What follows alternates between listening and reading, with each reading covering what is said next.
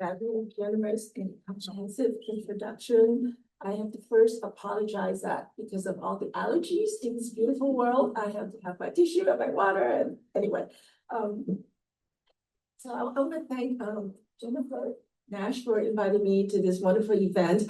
I have been trying to come here for 5 years, and actually you'll see why I couldn't come for a while. But I want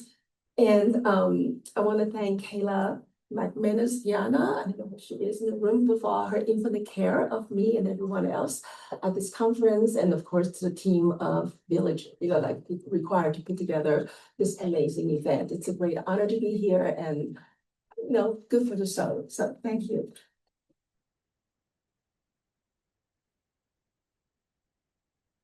Early in 2020, I was sheltering at home, going through chemotherapy, when the world outside got sick too. It was a global pandemic. And just when I thought we've reached this unimaginable time when the entire world can unite in the face of a common enemy, just when that happened, terrible racism and racial violence erupted all across our country.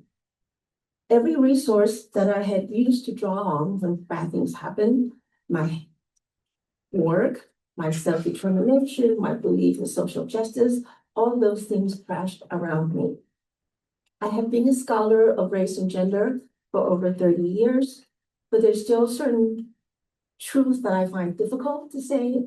There are also certain complications around how huge social category, conceptual category that we have masters as academics and how they do or do not fit into our daily life. So I started writing these essays, which became the book Ordinary Disasters. And it's the essay range widely in subject and tone, ranging from the painful, the funny, the sad, and touching on a range of topics from immigration to mothers and daughters, to interracial marriages, to parenting, to illness, aging, beauty, academic politics, affirmative action, American Girl dolls, and a stage conversation between Joan Didion and Marie Kondo. So it's all over the place. But what run through the essays are my effort to understand many of the more irresolvable paradoxes that shape my life and that have weighed on me psychically and physically, I think, for many years. So I'm actually just going to read to you from the book excerpts. And at first I couldn't decide what to read to you. I was glad to have this chance to read to you because in many ways, you're kind of my ideal audience for this book. And it's very personal, but it was hard to write. It was scary to write. But when I read the supplementary reading that my colleagues had posted for the conference, I knew exactly what I wanted to read. And so the first, these are excerpts from 2 pieces. The first is a piece about stories that we tell ourselves in order to survive and how those stories end up killing us. And 2, the second piece is about what faith or hope might look like when there is none to be had. So the first one is called Striving. For most of my adult life, I've been a hard worker, reliable, conscientious. I took my teaching seriously and my research even more so. I assumed institutional service with commitment and good cheer. I was, in short, the model minority who might be constructive with my students in the classroom. But in the past several years, the veneer has started to crack. At work, I have been embroiled in decades of so-called institution building, struggling to establish a broader and more inclusive curriculum in race and ethnic studies, what I thought the institution wanted. But when I started to ask for real institutional change, I found myself caught between a white administration whose reluctance could only be taken as indifference at best and racist at worst, and a small cohort of beleaguered colleagues of color whose enforced and habituated territorialism put out roadblocks of their own. I was the institution's poster child for diversity, my labor, its alibi, my perseverance praiseworthy, but really tiresome to others. At home, my husband and I were not doing so well. The smooth surface of our marriage showed fissures. Why was every conversation about politics shot through with tension? A permanent pain grew in my stomach. I started to wake at 2 p.m. regularly and couldn't go back to sleep.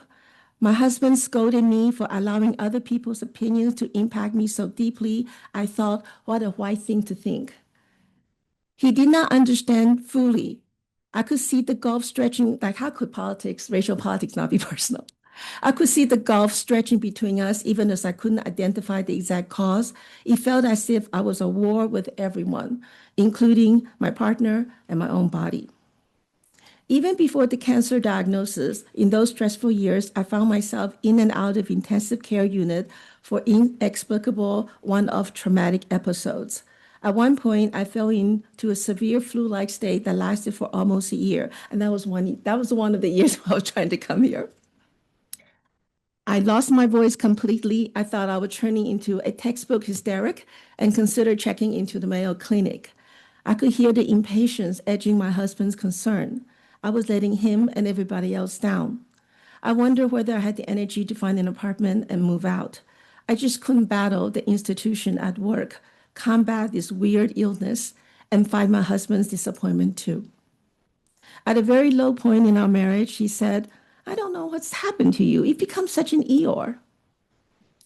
Could there be anything more painful than to be accused of failing to live up to the woman your husband thought he married? In hindsight, it was the worst thing that he could have said to me, hitting my deep, unacknowledged fear that I would not be worthy without my sunny, hardworking self. It felt as if I was going through two divorces, one at work and one at home. When the diagnosis of Sjogren's syndrome finally emerged, I felt relief, even though I never heard of it and the word chronic didn't sound good. But at least it was something real. Sjogren is one of those invisible diseases where the patients look fine, but inside their bodies, raging wars generating systemic inflammation. It short circuits the signal from the moisture-producing glands in your body, impacting the function of your eyes, mouth, throat, lungs, stomach. This is why Sjogren's patients need a team of attending specialists. I have since learned that Sjogren affects as many as 4 million people in the US. Doctors know very little about it. It remains one of the most misdiagnosed diseases. 99% of those who suffer from Sjogren are women. Oh, and another peculiar symptom of Sjogren, the inability to shed tears at its most extreme. I, unfortunately, can still shed tears. My hard-to-please father, who had wanted me to marry a Taiwanese surgeon, found himself taken, surprisingly, by my new husband's Paul Bunyan-like spirit. One of the first sights my dad had of his son-in-law was when the latter was on his hands and knees refinishing the wooden floors of the fixer-upper in which we were planning to move. My husband would go to the empty house at night at the end of the workday, work on the house until way past midnight, using battery flashlight once it got dark because the electricity hasn't been turned on yet. We had put ourselves in deep debt to purchase this tiny house in Burlingame, California, midpoint between his commute down the peninsula to Silicon Valley, and my commute across the Bay Bridge to Berkeley, where I was teaching. After we moved in, we painted the house a pale yellow. We called the house our Little Love Bungalow. The house was more than 75 years old and barely 1,000 square feet, but had a well-centered floor plan.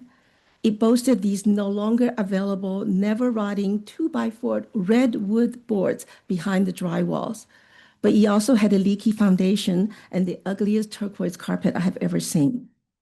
We had no money to hire people, so he did everything himself, my husband. He tore up the carpet, researched online the best way to refinish hardwood floors, and proceeded to do so. He restored the roof, carrying up hundreds of tons of shingles up and down the ladder for several days, all by himself. And when he wanted to replace the old knob and tube electrical wiring in the house, he's not an electrician, he downloaded a 100-page electrician's manual, read it from start to finish, and then pulled out all the old wires and put in a modern Romex system that the inspector praised. How very American, my father said, shaking his head in amazement and admiration. I could hear in his voice an echo of that old idealism about the American can-do. I, too, felt buoyed by my new spouse's fearlessness and resourcefulness. I was used to hard work myself, but not with such optimism. I had always anticipated the worst, vigilant against risk, and here comes this person who believed everything was possible and would turn out well if you just put your mind and energy to it. The area inside my chest cavity felt larger. We were in our late 30s back then, but felt younger.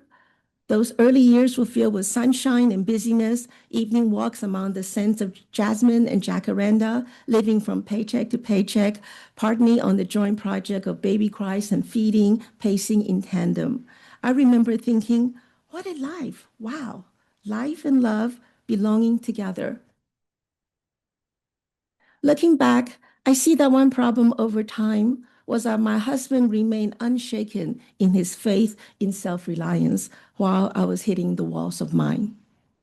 I'm not just talking about the bamboo ceiling, though there's that too.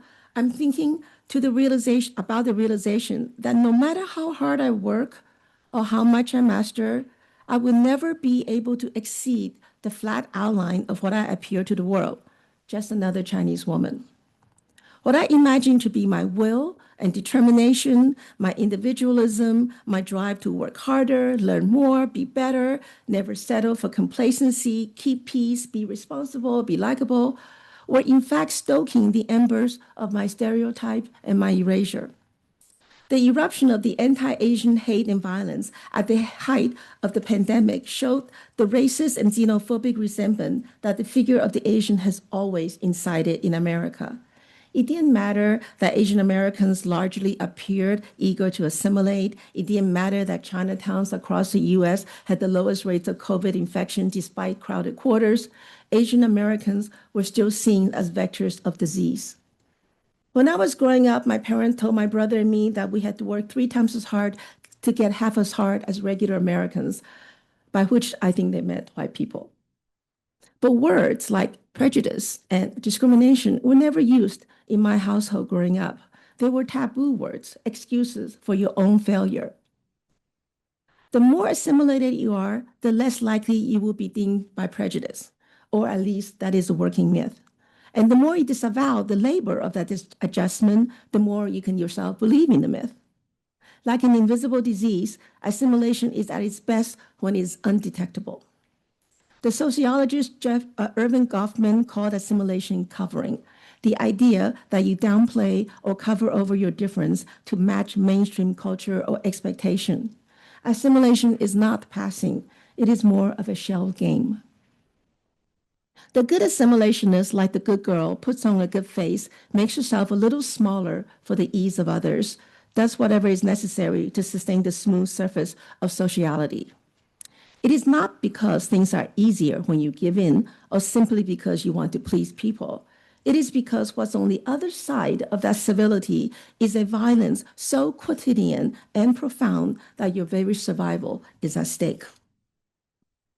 George Eliot wrote about those pockets of darkness in daily life, the roar on the other side of silence that most people do not heed and into which we might fall and perish should we pay too much attention. For me, these pockets of darkness do not pass by unnoticed. Instead, they implode within and then self-bind, stitching over their ugliness. It wasn't until I was on the point of losing everything, all my professional and physical resources and personal havens depleted, that I saw that the tools I have used my entire life to thrive, nose to the grindstone, dedication, discipline, denying my own difference, had been eroding my insides. You dodge one stereotype only to fall into another. Once in a university-wide faculty meeting, all faculty meeting, where faculty from all departments across campus gather, the topic of discussion for voting was whether the university should adopt a difference and diversity requirement for all undergraduates. The most vocal resistors to this proposition were proposed on the ground that difference and diversity are not academic categories. A political scientist stood up and said scholarship should not be political. Only the white people in the room were talking. Every scholar of color in that oak panel room knew that the moment they spoke, their skin color would immediately disqualify their opinion as self-interest. When a few white colleagues finally stood up to offer counter-arguments in support of the proposition, we felt relieved and grateful. It is a no-win game. As a person of color, you must speak up for yourself. But the moment you speak as a person of color, you've already lost the game. I had been so intent on building a good life, on finding a place for myself, that I hadn't been aware of the schisms I was unable to bridge. Decorum, duty, and diligence had ordered my days and calibrated my worth, but I had been living, at least partially, someone else's idea of a good life.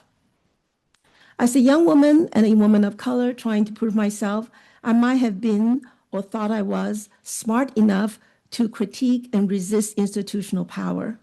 But in truth, I was invested in success and in being liked. Like all well-bred Chinese girls, my shame and my superego loomed large. They still do. Most of the time, there had been at least 2 conversations going on in my head and plenty of police. My husband and I used to be the couple who transcended and remained untouched and even amused by the expectation that would otherwise fray us, from the store clerks who never suspected we were together, to the friends who looked faintly surprised when they met our mate, or closer to home, my father-in-law asking with genuine concern the night before our wedding whether his son really knew what he was taking on. We can do us against the world, but what happens when the world gets between us? He thought I was more American than I was. I did too. My husband hates injustice and unfairness, but at the same time, it seemed to me he really doesn't get what it means to be truly powerless, to be faced with social circumstances that defy your best efforts and intentions. How could he? For someone like him, adept, intelligent, determined, white, self-reliance has never let him down. Its outcome, a just reward. For me, even as I have reaped the rewards of being a high achiever, I've also paid an unspoken price. The immigrant does not own self-determination the way white privilege does, even if she imagines she shares it, has copied it for her own. There are 1,000 ordinary disasters that roll on the other side of silence and that gently mark our days. The endless distances that stretch intimacy, the invisible accommodations that we make for harmony's sake, the bad moments that give us heartache but that we push aside in order to get over the moment, in order to step aside the rip in our social fabric. All the barely discernible but disquieting interaction that both enable and inwardly jar the humming rhythms of daily life. Sidestepping those chasms has been a life work that I am no longer willing to do.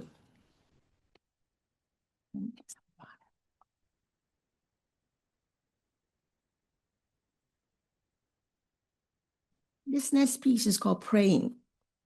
And I realized when I was writing it that in my entire adult life, I don't think I have ever had a conversation about religion with any colleagues, with anyone professional, or with anyone, actually. But anyway, this is called Praying. At 3 a.m., I pray for my cancer not to come back. No cancer, no cancer, I chanted in my head. Then I thought, I better add no dementia as well. So, no cancer, no cancer, no dementia, no dementia. Then I thought, I need to give God something in return, some concession, right? Would a quick heart attack be okay? And shouldn't I also give some parameter of time so I don't look too greedy, like I'm asking for the impossible? So I said, please let me live without cancer or dementia for another 10 years. But then I immediately regretted 10 too short, 20 too long. I want to be in that sweet spot where you're old enough to have a full life, but young enough not to suffer from ignominious decay. But by that point, I was starting to realize that God had most likely tuned out this petty, unsolicited, one-sided negotiation. God, sorry, God, I'm very bad at this. That wasn't always the case. When I was a small child in Taiwan, I was known among my relatives for my praying skills. My mother, grandmother, and all my aunts and great aunts, that is to say, all the women on my mom's side of the family, which was the only side I knew, were Christian.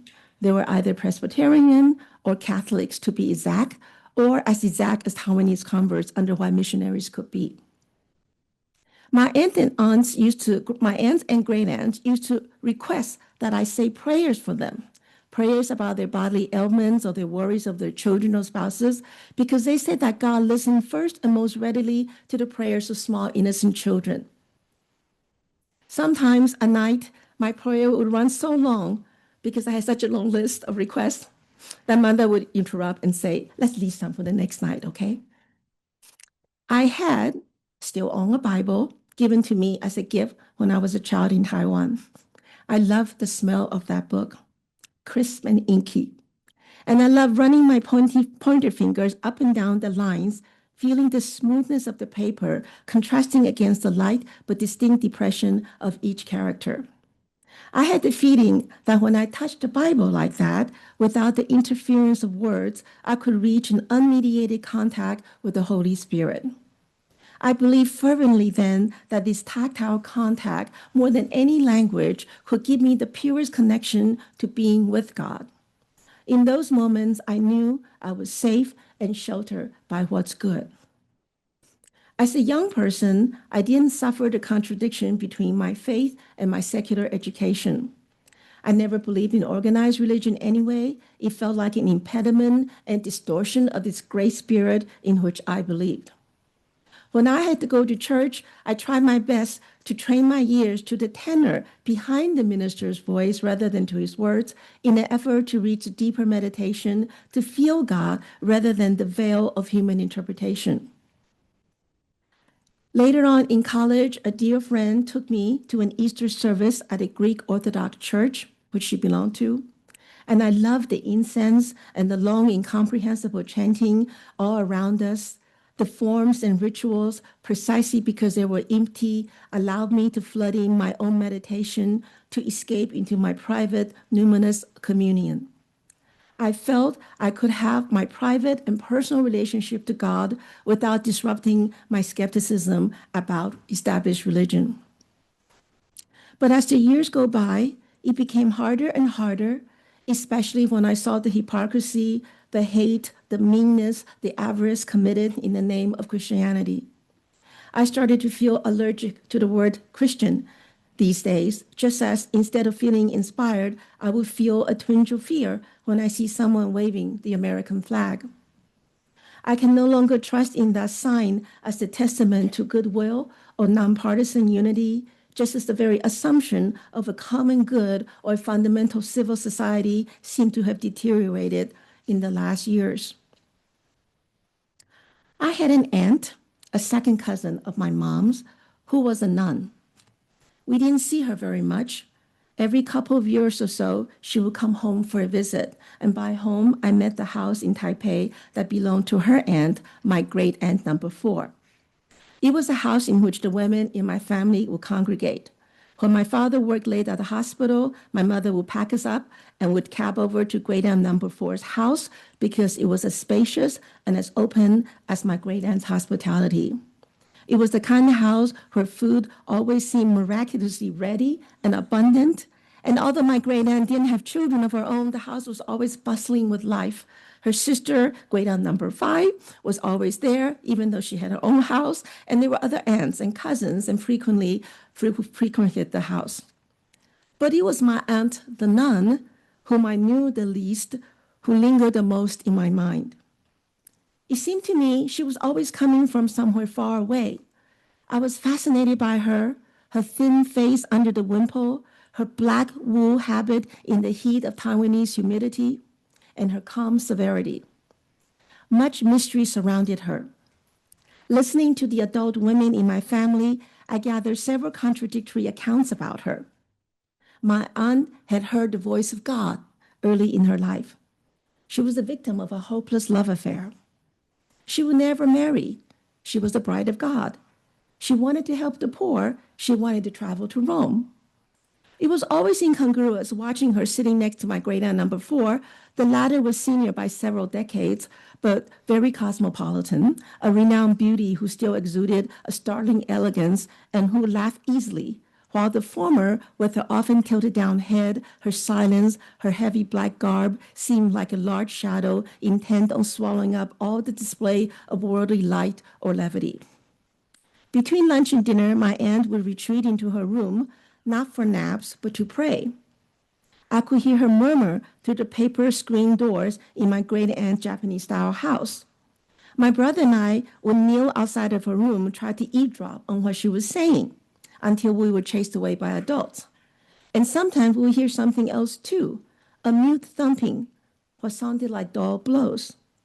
When we asked my mother what my aunt was doing in her room, my mom told us my aunt was whipping herself, that it was an expression of her piety. I felt sick. Could the God who offered me shelter and listened to all my prayers and released my heart when he felt tight be the same God who asked this of his servant?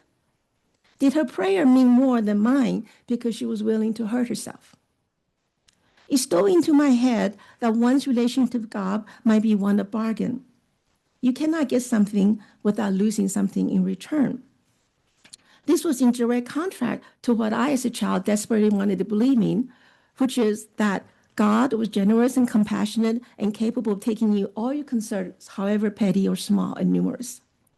Years later, in a different world, and as a grown-up, an adult, I asked a friend of mine who was a judge for the U.S. Court of Appeals for the Second Circuit what he thought was the most important quality in a judge. I expected him to say something like impartiality or faithfulness to the law, but instead he said compassion. I was so startled by this that it showed me how much I had associated the law with punishment. It's hard not to think about God as punitive. And once God becomes punitive, then a whole system of judgment and just deserts come into being, and that means, in turn, a whole system of personal accountability.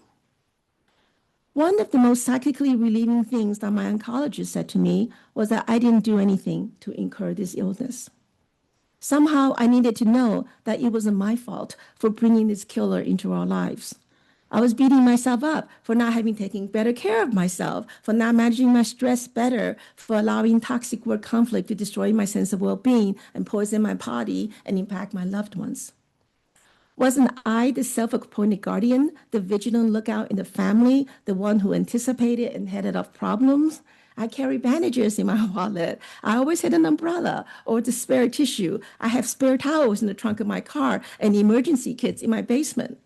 It is weird how for all the disaster that I anticipated, cancer, which though traumatic is really quite ordinary, did not loom in my consciousness. I hadn't been prepared for it. A therapist once asked me, how does being prepared ward off disaster? And does this mean you spend your whole life looking out for trouble when there is none? Yeah, it kind of does.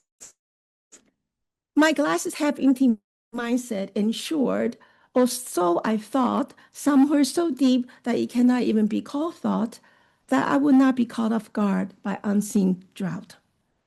Intellectually, I knew I couldn't prevent bad things from happening, but somehow deep inside, I believe, I hope, or at least I would be prepared, be ready, like a soldier on the battlefield, and in doing so, lessen the calamity.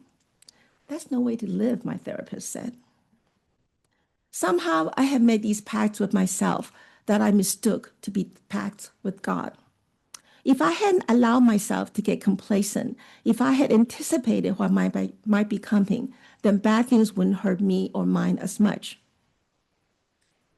This is, to be honest, a form of base superstition. When I read people like Christopher Hitchens, I feel exhilarated and frightened. Exhilarated because his cutting rationality feels like radical freedom to me. Freedom from ignorant practice and self-imposed dread. But I also feel frightened in my heart, deep in my heart, fear that he is demolishing my last reserve, my secret last reserve. Lately, I've been witnessing the extent to which fear drives people to unspeakable acts, how people project their fear onto others and seek to control other people, what they read, whom they love, what they do with their bodies, all in the name of religion. I asked my husband why he thinks people that these same people who are full of hate will be holding on to a religion that touts compassion, or how they square this with their blatant paradoxes or willful selectivity. My husband said he thought it was all about fear. Fear made them compartmentalize and blunt the shards of their own contradiction. He thought that what most people fear the most, what made them Christians, was the threat that there would be no afterlife waiting for them. Had I fallen into the trap of religious thinking after all? Were my fears as craven as those people's? Had I traded in my childhood's pure communion, or whatever that great force was that used to give me strength, for a system of control managed by fear? Has my need for control, the part of me that is drawn to Marie Kondo and hundreds of little drawers stacking in rows, overtaken my capacity for the spiritual? I don't think I'm held hostage to the fantasy of the afterlife. I don't think I will know that I'm dead. And there's relief for me in that true oblivion. But I am afraid of having to say goodbye to my loved ones. I didn't know how much I wanted to live until I was faced with the possibility of having to say goodbye to my children. Even as I'm deeply repulsed by the kind of primitive superstition that has always held sway over me, I'm equally afraid to let go because that would unmoor me completely. Could I let go of my ritualistic thinking and still have some relationship to faith? Is faith always and only superstition? How poor is a life without some sense of the ineffable? When I am, as I surely will be one day, lost and alone, truly alone, separated from those, even from those who love me the most, sequestered in pain and illness, will I have the courage of that solitude?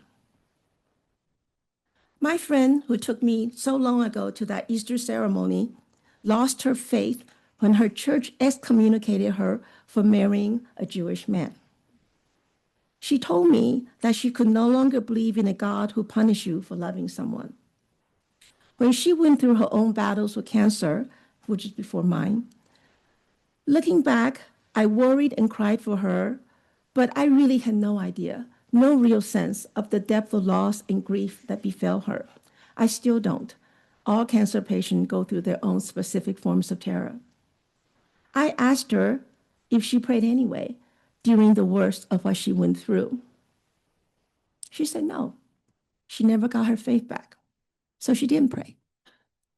But she did do a lot of other things, like visualization, imagining her healthy self fighting her cancer cell. And she, for the first time in her life, in her adult life, kept a journal. My friend's word answered more than I knew how to ask. Because our body is and is not our own, and sometimes needs talking to. Because living and dying can be lonely. Because this is why I write, in order to sustain an ordinary faith. Thank you.